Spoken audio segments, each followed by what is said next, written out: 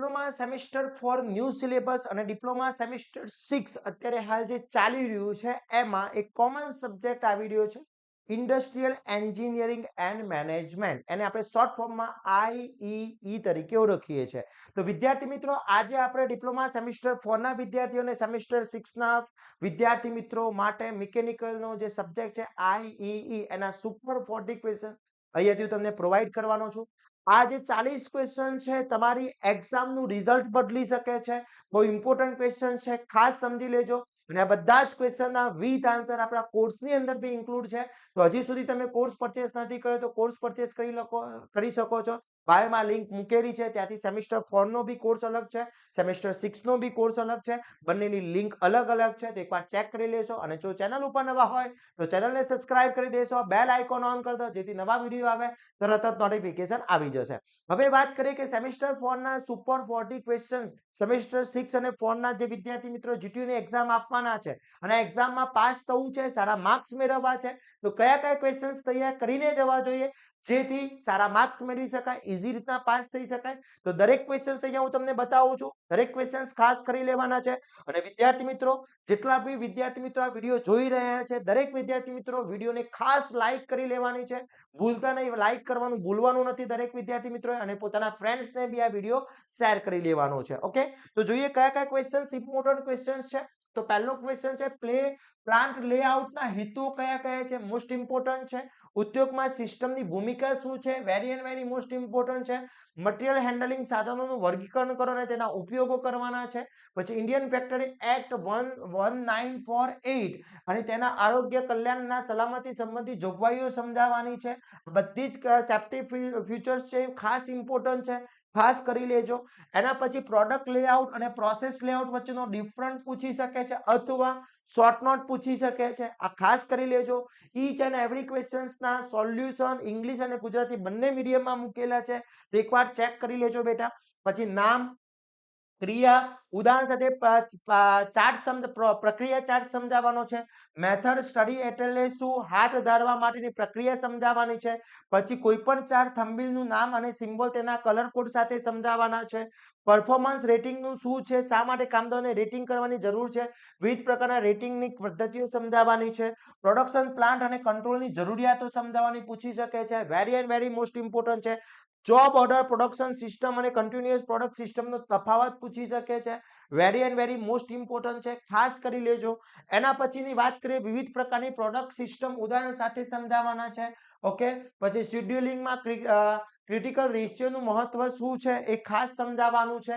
પછી વ્યાપાર વિશ્લેષણમાં આર્થિક બેચ જથ્થો એટલે EBQ ઇકોનોમિક બેચ ક્વોન્ટિટીઝ ખાસ ઇમ્પોર્ટન્ટ છે, ખાસ કરી લેજો.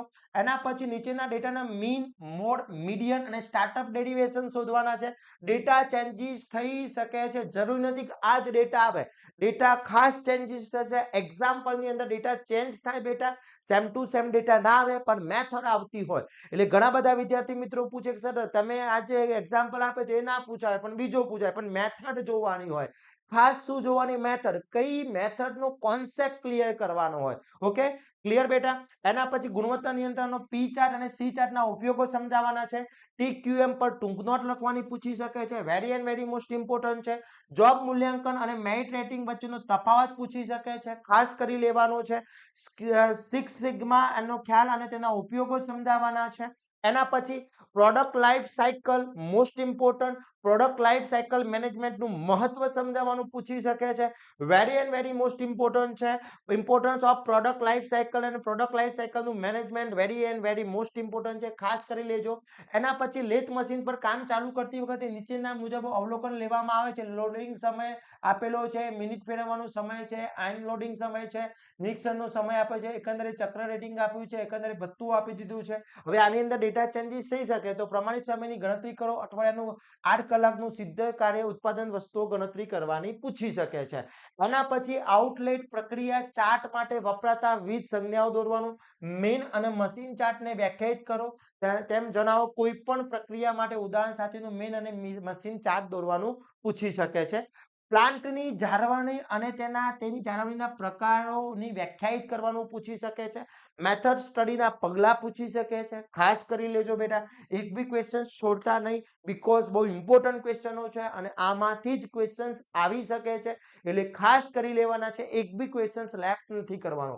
પછી ગેસ કટિંગ મશીન માટેના ઓછામાં ઓછા 7 કામગીરી સાથેના ફ્લો પ્રોસેસ ચાર્ટ સમજાવવાનો છે. આઉટલેટ પ્રોસેસ અને ફ્લો પ્રોસેસ ચાર્ટ વચ્ચેનો તફાવત લખવાનો છે. મોસ્ટ ઇમ્પોર્ટન્ટ છે. એક સમાનતાના કારણો જણાવવાના છે. Very and very most important છે. આ બધા જ ક્વેશ્ચન ખાસ કરી લેવાના છે. એના પછીના મેઇન મશીન ચાર્ટને અને તેના હેતુઓ સમજાવવાના પૂછી શકે છે. વર્ક સ્ટડીની વ્યાખ્યા આપો અને વર્ક સ્ટડીના ટેકનિકલ સાથેના કાર્યો સમજાવવાના પૂછી શકે છે. માઇક્રોમોશન સ્ટડીના ઉદ્દેશો શું છે અને એના ઉપયોગો શું છે સમજાવવાનું પૂછી શકે છે. વિવિધ પ્રકારના ટાઈમ સ્ટડી લેઆઉટ્સની સમજાવવાનું પૂછી શકે છે. પ્લાયબેક સમય માપન પદ્ધતિ સમજાવવાનું પૂછી શકે છે. મોસ્ટ ઇમ્પોર્ટન્ટ છે. વર્ક મેનેજમેન્ટની વ્યાખ્યા આપી વર્ક મેનેજમેન્ટના ઉપયોગમાં લેવાતા ઉપકરણોની યાદી બનાવવાનું પૂછી શકે છે. ખાસ કરી લેજો, એક બી ક્વેશ્ચન્સ લેફ્ટ ના કરતા બેટા. પછી વર્ક સેમ્પલિંગ અને તેના કાર્યો સિદ્ધાંત સમજાવવાનું પૂછી શકે છે. રાઉટિંગ અને શેડ્યુલિંગ સમજાવવાનું પૂછી શકે છે. વેતન અને વેતન ચકાસણીના પ્રકારો કયા કયા ટાઈપના છે એ પૂછી શકે છે. એક સારા નેતાના ગુણાંકો સમજે એટલે ગુડ લીડર્સ કોને કહી શકાય એ પૂછી શકે છે. એના પછી એક્ઝામ્પલ મેં આપ્યા છે, એ એક્ઝામ્પલ આ ટાઈપના પૂછી શકે છે. સેમ ટુ એક્ઝામ્પલ નહીં આવે પણ આ મેથડ આવી શકે છે. એટલે આ 3 ટાઈપની અલગ અલગ મેથડ આપી છે. આ 3 ટાઈપના મેથડના એક્ઝામ્પલ ખાસ કરી લેવાના છે. એટલે વિદ્યાર્થી મિત્રો, તમારું આખું પેપર આમાંથી સેટઅપ થઈ જશે. આ એક્ઝામ્પલની મેથડ જોઈ લેજો બેટા, ખાસ કરી લેજો. ઇમ્પોર્ટન્ટ એક્ઝામ્પલ છે. સેમ ટુ સેમ નહીં આવે પણ આ ટાઈપનો એક્ઝામ્પલ આવી જશે. આમાં ડેટા ચેન્જીસ થઈ શકે છે. Okay, clear? આ બધા જ ક્વેશ્ચન પરફેક્ટલી કરી લો છો એટલે સમજી લો કે આખું તમારું સબ્જેક્ટ ક્લિયર થઈ જશે અને સારામાં સારા માર્ક્સ મેળવી શકો છો. ઓકે, તો આ વિડીયોને તમારા ફ્રેન્ડ સુધી શેર કરી દેવાનો છે, વિડીયોને લાઈક કરી દેવાનો છે વિદ્યાર્થી મિત્રો, અને તૈયારી સ્ટાર્ટ કરી લેજો. ઇંગ્લિશ અને ગુજરાતી બંને મીડિયમમાં આપણા કોર્સની અંદર આના વિથ આન્સર અવેલેબલ છે. ત્યાંથી પરચેસ કરીને તૈયારી કરી શકો છો અને બેસ્ટ રિઝલ્ટ મેળવી શકો છો. તો વિદ્યાર્થી મિત્રો, આવા જ નવા વિડીયો સાથે નવા દિવસે મળીશું. ત્યાં સુધી મને રજા આપશો. જય હિન્દ, જય ભારત.